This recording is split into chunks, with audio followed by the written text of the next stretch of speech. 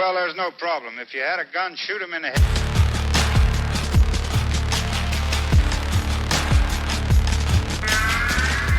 I guess since we quit doing the interviews on Paul G's Corner, I figured I'd repurpose the music because I like the shoot him in the head thing.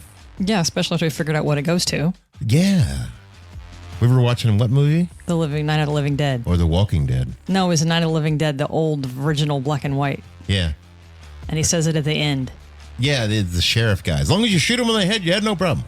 Yeah. Which we had no idea. Yeah. I mean, at all until we watched that and they were like, that's where that comes from. So we were sitting there watching. I was like, hey. Yup. All right. Enough of that. Anyhow, this is Things I Want to Know. I'm Paul G.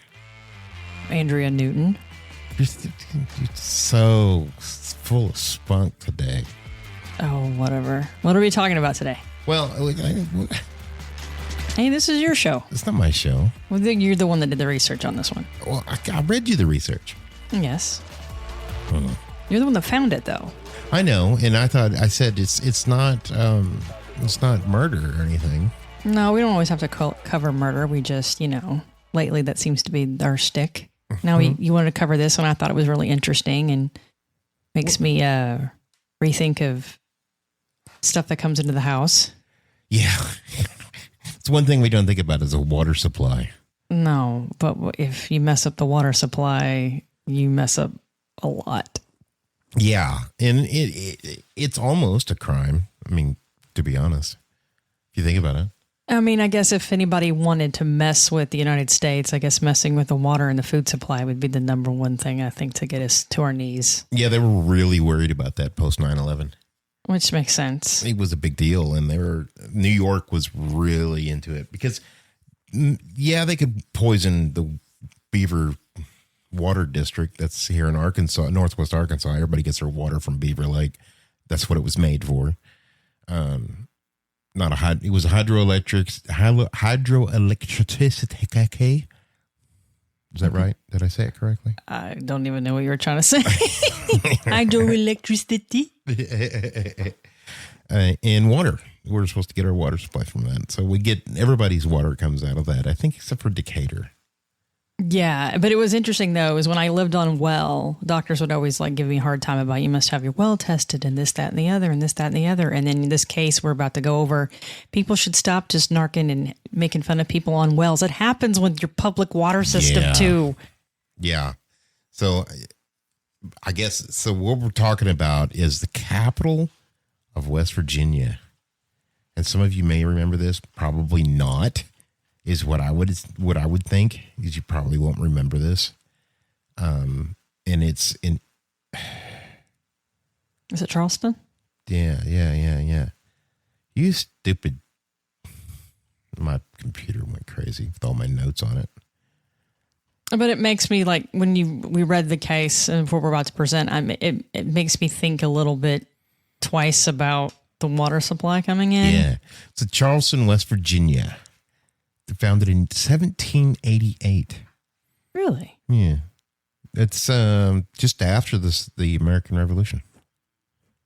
For some reason, I was thinking it'd be earlier than that, but I guess we didn't have westward expansion. We didn't show up till 1640s. But we didn't have a whole lot of westward expansion until after the Revolutionary War, so that makes sense. West Virginia was the frontier at the time, I think. That's so crazy when you think about it. Yeah. Yeah, now it's West Virginia. There's really no frontier in Didn't John Denver sing a stupid song about this place? Something like that. Take Me Home, something like that. No. I don't remember. It's named for Charles Clendenin. Clendenin. Clendenin. Clendenin. Okay. Clendenin. Never trying to pronounce that in school. If he was selling Worcestershire sauce, you'd have trouble. Charles Clendenin Worcestershire sauce. Just say, hey. No. Clinton. Clinton? What's that got to do with anything? Clinton, just shortening. It's been the state capital since 1877. Okay. That's interesting. I didn't know. I mean, so when you think of state capitals, though, you think of a little bit bigger town than this. Honestly, I guess it's, if you have, like, you would think that Missouri, the state capital, would be like Kansas City. But no, it's always St. Joseph or something like that. They pick the county seat way back when, and then like other towns become popular. And I guess Missouri's capital has like 20,000 people in it. It's weird. I know. Little Rock is. Little Rock's the biggest town. Well, used to be the biggest town. Like it still is, I suppose. It's the second largest school district, though, is North Little Rock. The largest school district is now Springdale out of Northwest Arkansas. I can't say Springdale would be bigger than Little Rock. It is. It's the largest school. And the only reason it's the largest school district is because it doesn't just cover Springdale. It goes out in the county. Well, yeah, because there's a lot of little itty bitty towns that more or less merge into Springdale. Like this whole area is all merging into one area. So yeah. It exists because of rivers, salt, coal, and chemicals. Like I don't know what the chemicals things were. It was structurally tied to extractive and industrial economies. In other words, they had a lot of coal. I mean, that makes sense. Isn't like West Virginia, Kentucky, Tennessee, maybe those areas had a lot of coal mining? Yes, and industrial chemicals and stuff like that because they get the rivers. So you have to have water if you want to make chemicals. Makes sense. Right? So it's back to about World War I's when they started doing all this stuff. But in 2014 is when this happened. And had about 51,000 people living in the city of Charleston, which is small for the state capital. 51,000. But 190,000 people lived in Kanawha County, which is the surrounding county. But the water system, which is what we're talking about today, it has about 300,000 people that it gave water to. So I'm guessing, making an assumption here, maybe that water's for a majority of the state? No, probably not the majority, but I could see where it could be seen that way. Or maybe the county. Yeah, well, definitely. Well, obviously it's county. But it's 78 to 80% white, black, Hispanic, just normal stuff. And this was in what, 2014? 2014, yeah. Median household income was $42,000. $42,000. Yeah. That's still mind-blowing to me. Today's dollars, that'd probably be, 65, 70? Probably, yeah. That's like, I don't know, like we listen to some other podcasts and they talk about the median household income and we're like, whoa, makes us feel like, we're kind of on the poor end here. Yeah. But then, I don't know, like I can imagine, that's a lot. Wow. So this all started, I guess, back in the 1930s. What happened was they built this chemical tank to hold this chemical that you cleaned coal with. Is it like a giant tank, like a giant water? You know how they have the water tower kind of tank things? Or are we talking like it's on the ground? On the ground, so kind of like the oil tank, like the gasoline tanks you see whenever we went to Alabama. Oh, okay. Remember those? Yeah. They were the giant round tanks. Yeah. Sitting on the ground. I think of that or like what the big giant propane things look like. No, it's bigger than that. If it was just a propane tank, that wouldn't be anything. Oh, so this thing's pretty good size. Yeah. It's huge. Huge, I say. Huge. So it's just, 1930s tanks. Okay. Yeah, so it's just sitting there rusting. Oh, that doesn't sound good. This is 2014. It's almost 100-year-old tank that they have this chemical MCHM, which is removing impurities from coal is what it's used for. Methyl cyclohexane methanol. None of that sounds good. It's methanol? That means it's an oil base. Yeah, oil base. Maybe. No, methanol might be, it could be plant-based. Because you can get methanol from corn. Yeah, you can get methanol from corn now, and you get methanol from other. Yeah. Or think you can get organic properties, is it? I'd have to look it up. I'm not a chemist. Methyl, if you break the word down, you can figure it out if you're a chemist. Methyl cyclohexane hexane. So the hexane has something to do with the molecule makeup or something. I don't know. The things they put in food and anything else, if you can't pronounce it, it doesn't sound good. Usually. So it was used to remove impurities from coal.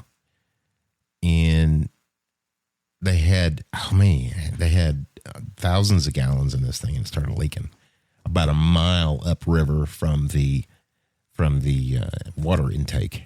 Why? My first thought in my head is, what idiot decided to put this near a river? What idiot decided? Well, they put it near a river in case it busts open, you can dilute it. But what idiot didn't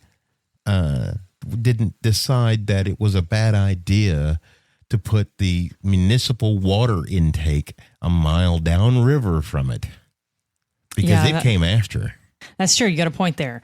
But I would. The only thing I would like to think that somebody would choose that is maybe it's its only water source. Yeah. But then my next question would be, okay, you know these chemicals have been since the 1930s and they're sitting near a water source, and this is your only good water source for lots of townsfolk. Why don't you check on that thing more often? Yeah, just rusting away. It's leaking out of the bottom, because it's been there since the 1930s. Well, the thing is, for some reason, it is excluded and grandfathered in because it's been there so long. Oh, that makes you think if anything that's grandfathered in, that's not good. Yeah. Well, a lot of things are good that they're grandfathered in. Well, yeah. Like your signs. You have a sign on your business. The town then annexes that as part of the town. And that the sign regulations say you can't have that. But I've had this sign up here for 40 years. But a sign's not going to kill people. Well, it might if it falls over. Well, that'd be any sign of any business you walk into. I used to, when I was a kid, the big TVs they put on the wall or whatever. I used to be paranoid that thing's going to fall off the wall and hit me in the head when I was little. Like the, daycares and places. Oh, where they hung them in the corner? Or like, at the hospital? Yes, I'd be just like paranoid. Yeah. I would not stand underneath it. I'd have been like, hit me with one of those TVs. I need the paycheck because I'd sue them. I should have made sure that was attached. At 12, I was not thinking that. Or like 6, I wasn't thinking that. But I would like to think that you would check on this thing a little bit more frequently. Exactly.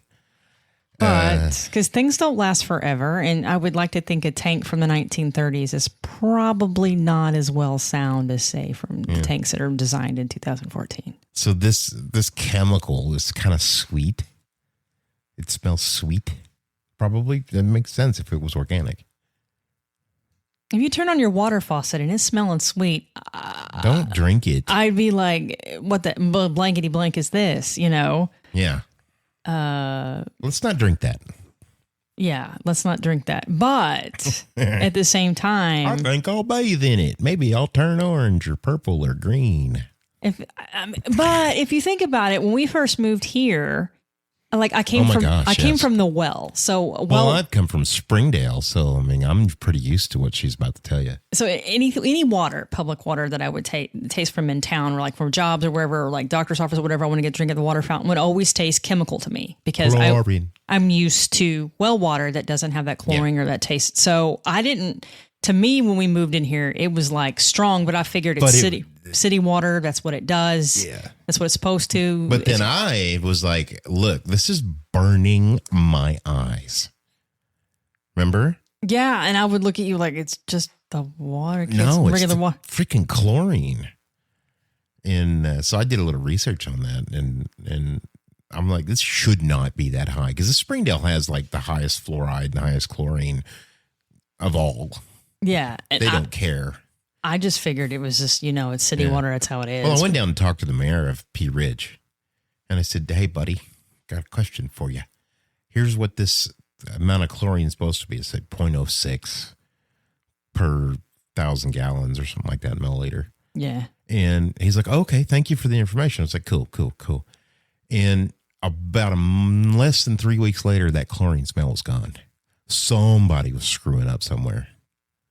You think so? Oh, yeah, because chlorine's gone. I mean, I just figured I got used to it because of being in the city. I know. I wasn't getting used to it. And I know because I did pool maintenance when I was younger, too. Yeah. So I knew that was not supposed to be that bad. But anytime that I would ever have water in the city for whatever reason, it always smelled like a giant chlorine pool to me. No matter, it's because I figured I'm used to the well where it it's clear when it comes out. I mean, it's Well, your well was dug down like 5,000 feet. I made sure when we moved there that it was dug deeper than what they She said. was drinking prehistoric animals. I don't know about that, but when they're drilling it, they said, we hit water. And I said, I want you to go deeper. And I said, I'm paying you by the hour. Drill. What do you care? Yeah. Keep Drill, going. baby, drill. And I don't even know how much further they went down because I heard of people saying that wells run dry. And I'm thinking in my thought process at the time, I'm going to live here till I go to the nursing home. So I want things to work. Little did we know we end up moving back into town. But, you know, but I remember like going from the city to the well water and thinking like well water was amazing. I never liked it. I always found it to be. It tasted really like, to me, like ultra clean. But then I would go to the doctor's office, you know, and you have your annual checkup and they ask you all these questions. And then they're like, do you live on a well? And yes. And then I'd get like this 15-minute lecture about how I need to test my well and make sure there's not chemicals and there's chicken plant runoff and this, that, and the other. My argument was, well, what about your city water? And then we hear this, listen to this. And I'm like, we should like really be paying attention when the water comes out of the tap and it smells like a cake. It's sweet. You know what I'm saying? Yeah. So this water smelled sweet. But it didn't leave any grease on you, you know, nothing, but it gave people bad rashes and, make them throw up and vomit. Yeah. Because obviously if something's making you puke, then it's not good for you. Well, if you go to the ER and you're saying I'm nausea and vomiting, they're instantly not going to, they should ask you your well water questions. I would like to think that they do. No. But maybe in some ERs they do. Did you eat some bad fish? Did you They're going to instantly let go what medication. You know, their first thought is, it's the city water, you know. Yeah. Which we should be more studious to that, I would think. 300,000 people were getting up that morning, bathing, running their dishwasher, washing their clothes, drinking it, making coffee, Kool-Aid for the kids, you know. Oh, God, the aftermath of when you find out what's going on, you got to go back and think of everything that water's been in. Yeah. And then on top of that, when they say don't use the water, they said don't bathe in it, don't drink it, don't use it for washing, don't put it in your yard, right? Because you could kill grass. Who knows? Turn your sprinklers on, all your thousands of dollars of landscaping is now dead. You're slinging all that water everywhere. Yeah. With this chemical in it that nobody knows what it does to you because they've never done any testing on it. They have no idea what it does to humans. Okay, don't we have like it's like an OSHA book or whatever, nope. MSDS, where every chemical known to man that you're supposed to have like, I guess this is the 1930s, MSDS came out. This is 2014. But I just remember like when all that like hospital training about know where the MSDS manual is and what you're exposed to and what symptoms and look at the carcinogenic, like, you know, skull and crossbones Stay thing. away from this chemical. It'll give you a third eye. You know, that kind of thing. And I'm thinking, do they not? Obviously, this chemical, if they know what it does. Cleans coal. Then they have to know something about it. But obviously, they're not going to get, here, 20 people drink this, let's test it and see what it does to you. They're not going to do that. But you would have an idea, wouldn't you? They had never tested it on humans or animals. Hopefully, they're testing it now. Turns out, no, they're not. Why not? Limited animal testing that they did was at the time of the spill. And they didn't find anything, so they quit doing it. And they've never followed up with the community, publicly followed up with the community about this stuff. Okay, like we know certain exposures we have now can Welcome to the government. Can give you cancer like down the road. They used to think cell phones would give you cancer, then eggs would give you cancer, then something else would give you cancer. That 5G is scrambling my brain, man. You know what I'm saying? It's like either this company is like so embarrassed that they like, you know, we just cross our fingers and hope nobody gets cancer. I'd say it's more than the company. I think it's the EPA at that point. Or grows a third nipple because of whatever they drank. I mean, it depends. You might like that. So you know what I'm hand saying? that out. You know, we could sell that. So it's guaranteed to grow a third nipple in 2 weeks. There'd be people out there buying that. Guaranteed. I don't want to know who those people are. I'm happy for you that that's your desire to have a third nipple, but Yeah. Does it work? Can you feed a kid off of it? That's what I want to know. Why would you not test it? Because I would like to think that you would like to know so that maybe you don't get sued more down the road. They don't seem that they didn't care. They still don't care. There has been nothing done. What they think population control for West Virginia? If anybody from West Virginia, we don't know. Margaret Sanger's ghost. Just saying. Yeah, I would like to think. Do your research before you go bitching at me about bashing Margaret Sanger. Go read one of her speeches, especially the one she gave to the Nazis, and then we'll have a conversation. Just saying. I would like to think that but I guess they did. Maybe liked her. Yeah, I don't remember you telling me that. I read So did FDR, though. I read some stuff on her. I was like, okay. Yeah. Do your research if you're going to bash me about Margaret Sanger. She was not a good person. Oh, so they don't do any testing. They basically are like, hey, nausea, vomiting, you guys will be fine. Have a great day. Yeah, basically. And, when they quit drinking it, they quit using it, they went and got bottled water. They brought in a little bit of potable. I don't know if it's potable or potable. Yeah, potable water. Yeah. They brought in a little bit of that, and people got the, whatever, National Guard kind of thing. But then when they're like, all clear, guys, turn on your pipes. Yeah. And then is there any residual of this chemical in your pipes? They told them they had to run it for like 2 hours or 3 hours or something like that before they could use it again. Just run it wide open. So they're not doing any research how they know 2-3 hours is good. Yeah. Yeah. I'm just saying. Yeah. It's when you mix it with chlorine, it turns into uranium. We don't know. We haven't tried it. Oh, that makes me.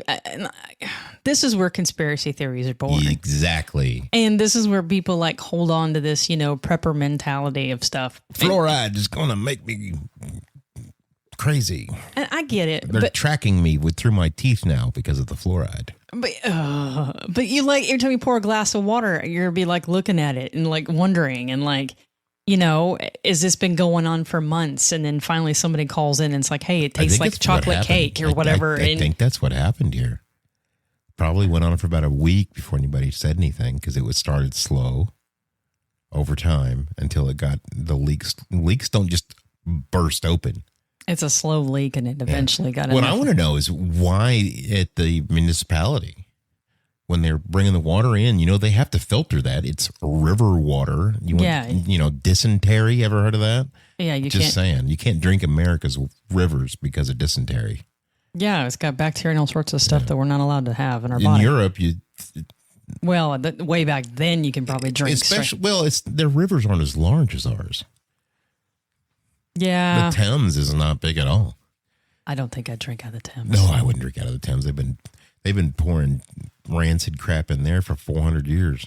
Oh, talk about thousands of years, probably. More than likely. But I mean, Jack the Ripper swam in it, though. Who knows? Probably.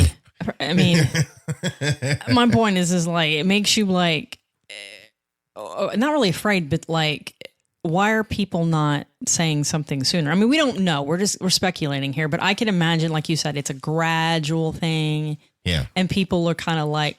Maybe they kind of like got used to it or cognitive dissonance on all of it. Well, what's that old saying that I say all the time? You put a frog in a pot and you turn the heat up slow and he'd be like, this feels great. And then he's eventually like cooked and eaten. Yeah. And he has no idea it just happened. Which is like sad because it makes you wonder about like other things, Yeah. Government doesn't want to be wrong, and we understand that. It's not the government that doesn't want to be wrong. It's the people running the government.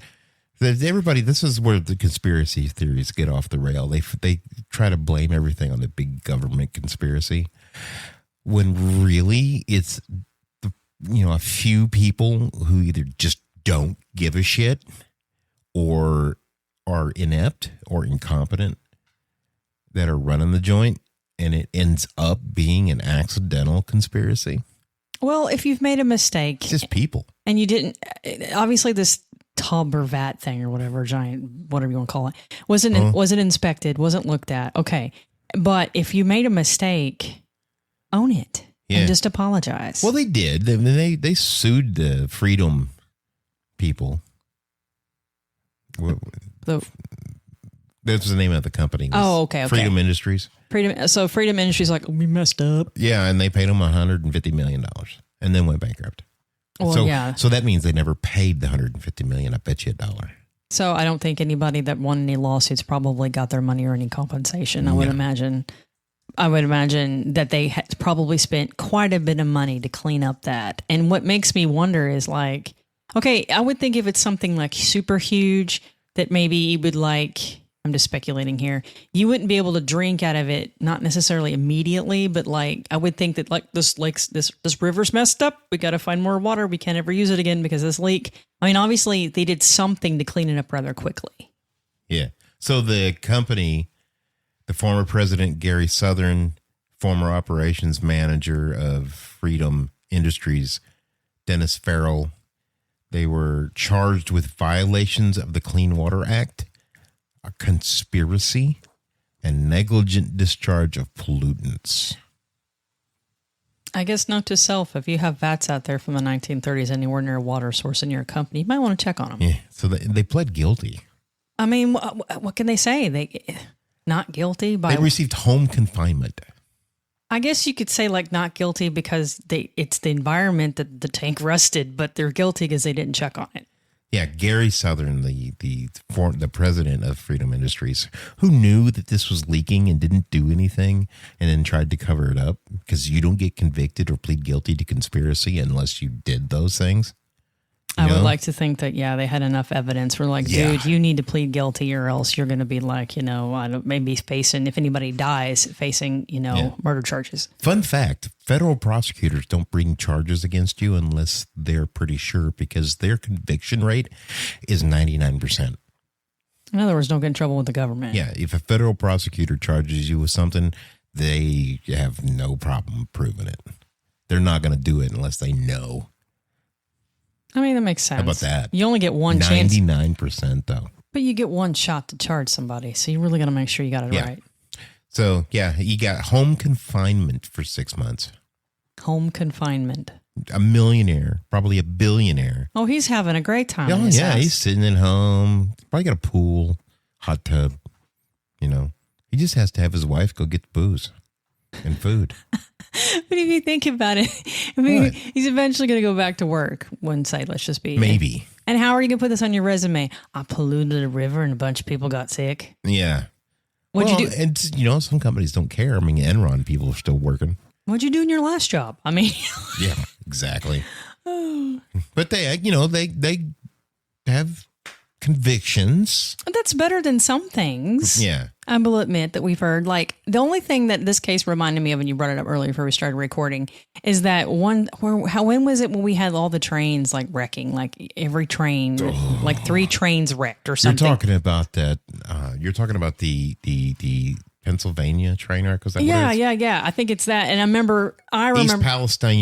East Palestine, Ohio, the northern southern train derailment in 23.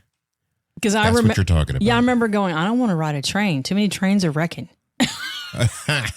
Well, it wasn't a passenger train. But you know what I'm saying? It's like made me think, like, what is going on with the train people? Yeah, February 23rd, 2023 is when that wrecked. They 38 cars derailed, full of vinyl chloride, which is what they make plastics out of, and that'll kill you. Didn't they have to? I think if I remember, didn't one of the towns have to be evacuated? Oh yeah, because it was so bad. Because it could explode. Somebody out there lighting their cigarette and boom, and 500,000 gallons of vinyl chloride. No, thank you. I mean, you really an industrial. This is why the hospital has like protocols and like have like code such and such for an internal external disaster. Hydrogen chloride is what you're left with when it burns. Hydrogen chloride. Yeah. You can't light that. It's like a giant Hindenburg right there in your front lawn, right? No, hydrogen chloride. Chloride. I think of hydrogen, the Hindenburg. Is what happens when I think it's the same thing akin to mixing bleach and ammonia. Oh, geez. Yeah. And phosgene. I don't know. Our dog Pluto, he's in here. He's like, well, I'm trying to sleep. Shut up. Whatever, dog. But, I mean, really an industrial accident could be anywhere at any time, at any point, whether it's a train, whether it's a truck. We have long haul truckers that hold stuff. I don't know. If this is hazardous on it, you don't hit it. I always told my kids if it's hazardous, you need to like merge ahead of it. Get away from it. Get away from it. But it makes you kind of like a plane fall out. I like to think the plane would not have chemicals, but it would have some sort of industrial thing. Well, they'd have to have the chemicals if they're going to do all the,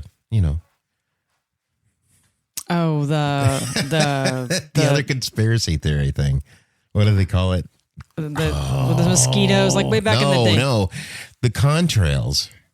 People say contrails. Oh gosh, when people were laughing, I was like, "Really? That's just exhaust coming out of the plane." It's not even exhaust; it's just condensation from the hot air. And I'm kind of like, it has nothing to do with anything, and it's the plane. They're not trying to kill us. Do the math. That thing, if it starts on the horizon and goes across the horizon, you can see the contrail from one horizon to the other. Okay? Mm-hmm. Right. That plane, that's a couple of 100 miles. That's not 30 miles. That's a couple of 100 miles from one horizon to the other. Okay? So it's spraying chemicals a couple of 100 miles. Now, let's think about this, logically think through this for a second. To get that much water or chemical on that plane, the plane isn't going to be large enough to get it in the air. It can't lift that much. So why are people freaking out about it? I don't know. They're not doing the math. You can go back to World War II and look at pictures of the B-52s going to England, right? And they get way up in the sky, and there's contrails everywhere, hundreds of them. They're kind of pretty to look at. I mean, if you think about it, but it's not a new thing. I don't sit there and go, "Oh God, I'm going to die." You can't put that much water. Our dog is like he's scratching.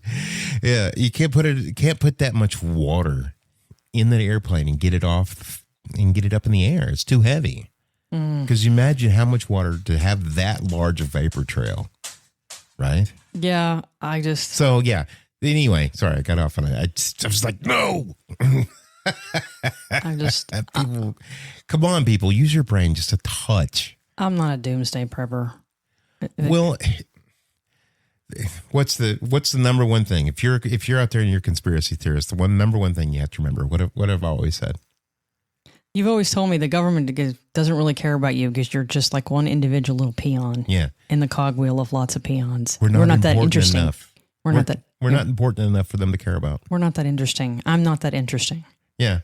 You look at medical charts for a living, and I make podcast stuff and videos. And no, they don't give two rats' asses about us.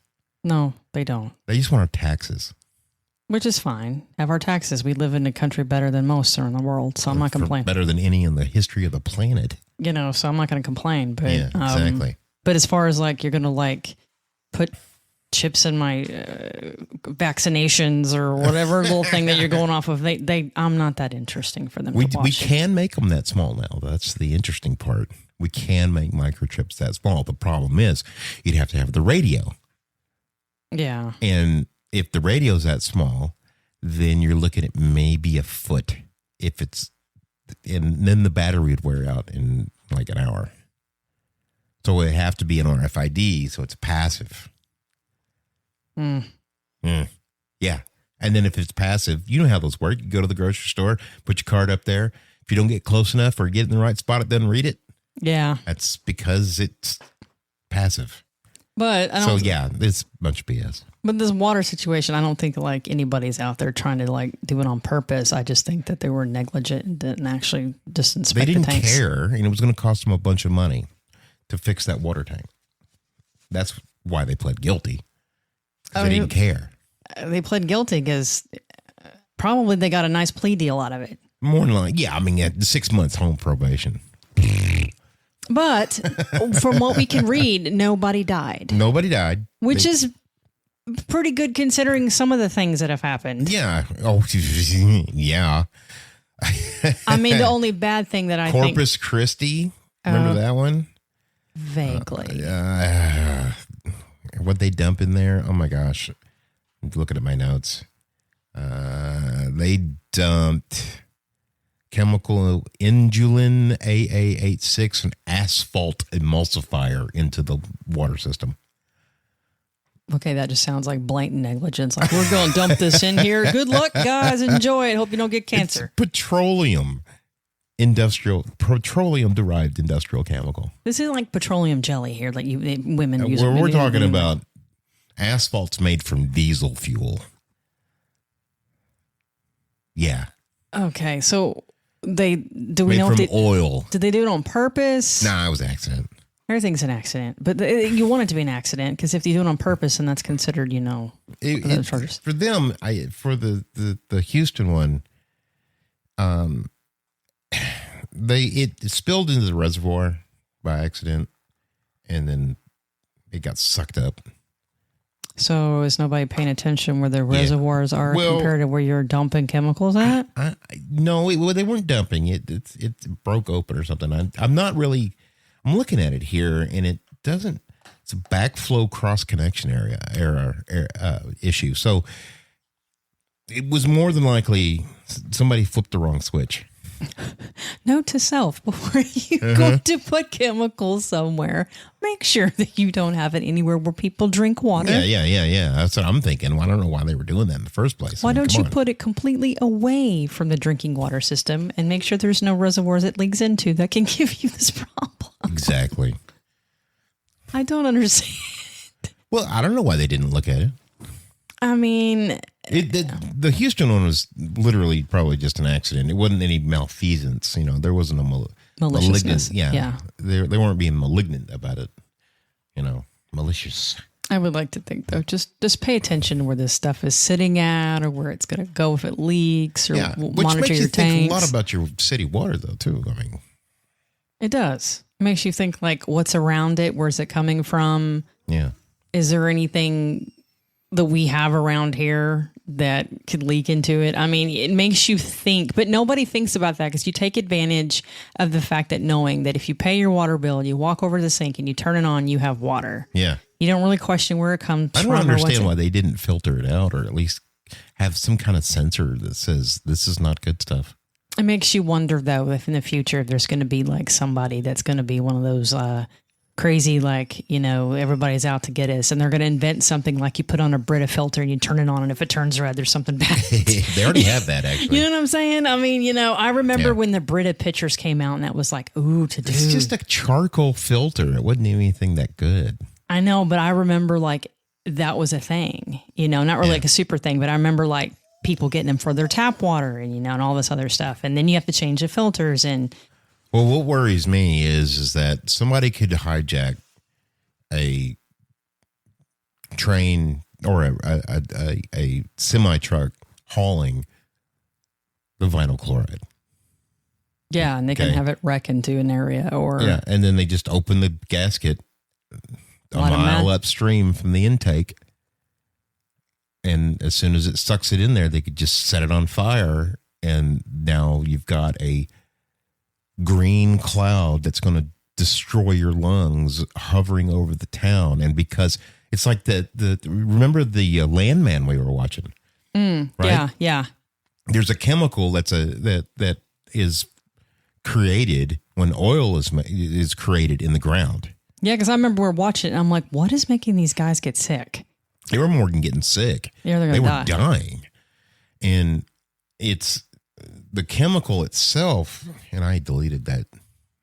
I deleted it. But it comes out of the processing of making gasoline, basically. No. Not gasoline, or is it? No.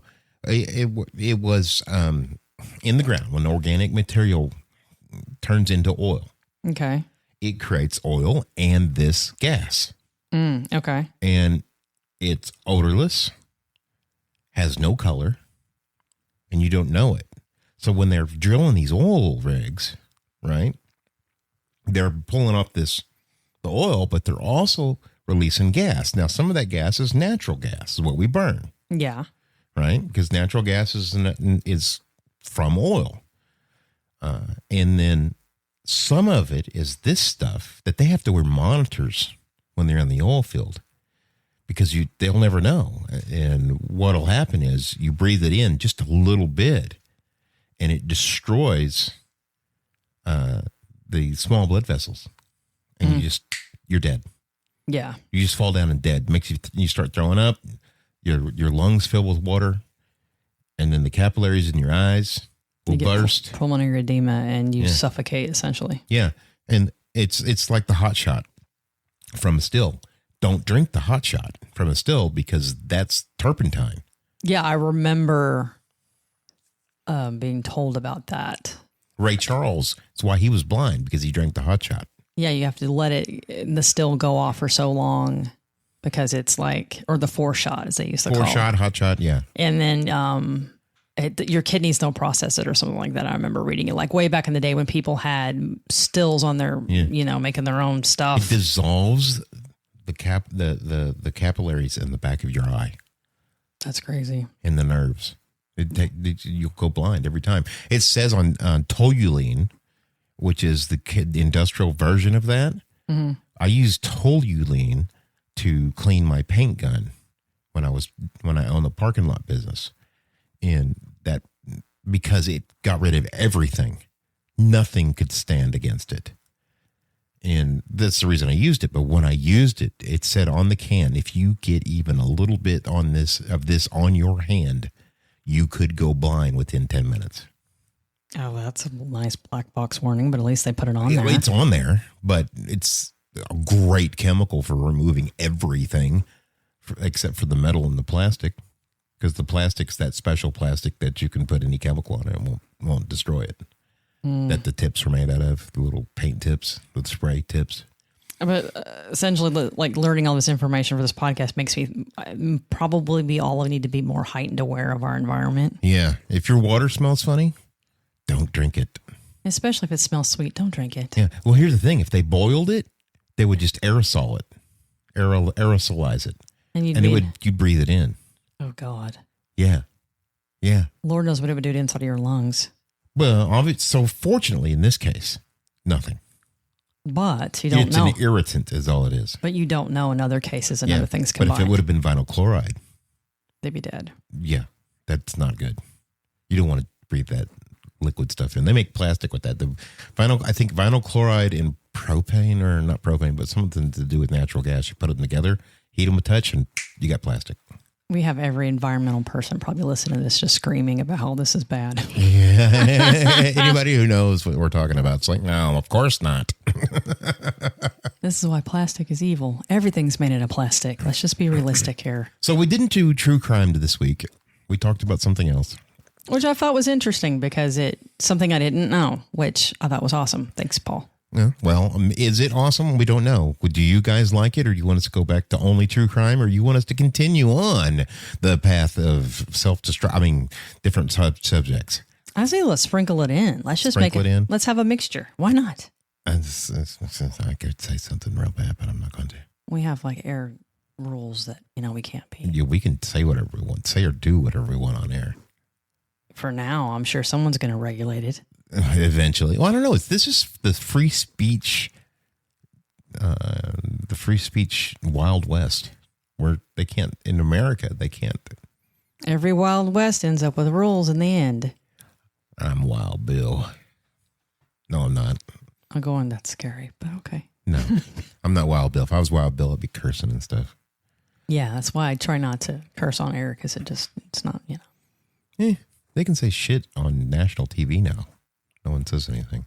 I remember when that was like a bad thing to say. Yeah, you couldn't do that. Now you can. You can say it all you want. They don't care. Yeah. Anyway, but if you like the sprinkling in of different kind of things that went over just to kind of learn something, because that's what we like to do, honestly. We like to learn stuff. Mm-hmm. So if you like that, let us know. Let us know by emailing us at Paul G. Newton or Paul G at paulgnewton.com. That's Paul G at paulgnewton.com. I'm not giving you Andrew's email address because no. What? Half the time my email just gets buried in other stuff. You know, yeah, I have to I sent you an email. What? Yeah. I'm like, okay. Anyhow. So we had some complaints that our episodes are too long. Really? Yeah, they don't like it being in 45 minutes to an hour. I thought that's what most people liked. Well, that's why I do the other one, Paul G's Corner. Because it's only lasts 15 minutes at most. I guess everybody has some people like it, some people don't. You know, we do the best we can. You know, I like pecan pie, but I won't eat it. Yeah. Because it's nothing but a jar of Karo syrup and a half pound of butter. Basically what it is. It's not that much butter. But No, yeah. 2 sticks is a half pound. It's a pound of butter is 4 sticks. Oh, I haven't It's a made half pound of butter in a jar of Karo syrup. I haven't made it in a while, so I don't. But hey, we're open to feedback. What my dad said, fat front moving in. I know, I used to always laugh when he'd say that. But we're open to feedback. Some people maybe we'll do some 45 minutes, some 30 minutes, some an hour. I mean, it just... Yeah. So also, too, we're going to start offering places on our podcast where Andrea and I will review people's products or services. Okay. That's what we talked about. Yeah. And then, they give us $50 or $100 to do it. Yeah, why not? Yeah. So if you want us to review you... Your business. Not your personal business, but your business. Well, we can do the personal business. We can tell you how big of an idiot you are. I value no death threats, so... I'm sure I wasn't actually talking about you directly. I was talking in general, you. Yes. Or maybe you can call and tell us about your family, and for $50 we'll put you on air. What? No, you don't think so? We're open interviews. All right, visit paulgnewton.com. Go to Get Your Swag and buy a cool t-shirt. You should see the t-shirts. They're actually really, really cool. Andrea approves of most of them. Yeah, those are really good. This Christmas ones are funny. Yeah, the Christmas one. Santa got arrested, just so you know. I don't think if that's you want to know about Santa being arrested, you have to go look at the shirt. Hey, buy a shirt and then tell us a story of why Santa got arrested, and we'll read it on air. Yeah, absolutely. Absolutely. Or maybe, he was just in the wrong place at the wrong time. Yeah. He ate, they left him out cookies, but these days you have to watch what's in those cookies. It might be razor blades. It might be a bunch of THC, and he's like, I'm Santa Claus, don't you know? Poor Santa. I'm looking for my ho-ho-hos. Oh, my God. All right. All right. What else? I think that's it. You sure? I think so. All right. Bye. Bye.